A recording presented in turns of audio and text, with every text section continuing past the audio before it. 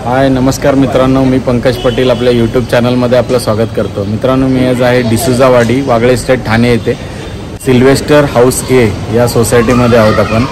Sylvester house ए या सोसायटीत आपण काल जे पेस्ट कंट्रोल केलं होतं, तर आज आपल्याला रॅट गार्ड लावण्यासाठी आपण तिथे आलेलो आहे।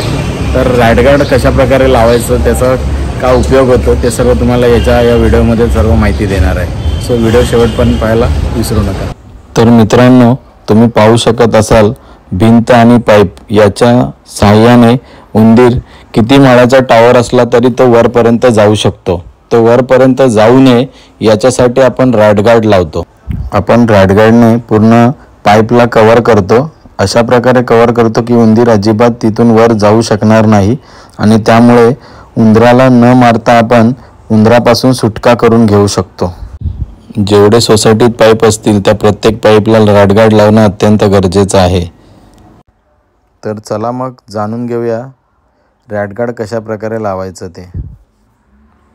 हा जो तुम्ही पाईप बघताय खालून वरपर्यंत जिथपर्यंत गेलेला आहे, त्या पूर्ण पाईपच्या साहाय्याने भिंतीच्या साहाय्याने तो वरपर्यंत उंदीर जाऊ शकतो। त्याच्यासाठी हे अशा प्रकारे रॅट गार्ड लावलं जातं, त्यामुळे उंदीर वर जाऊ शकणार नाही।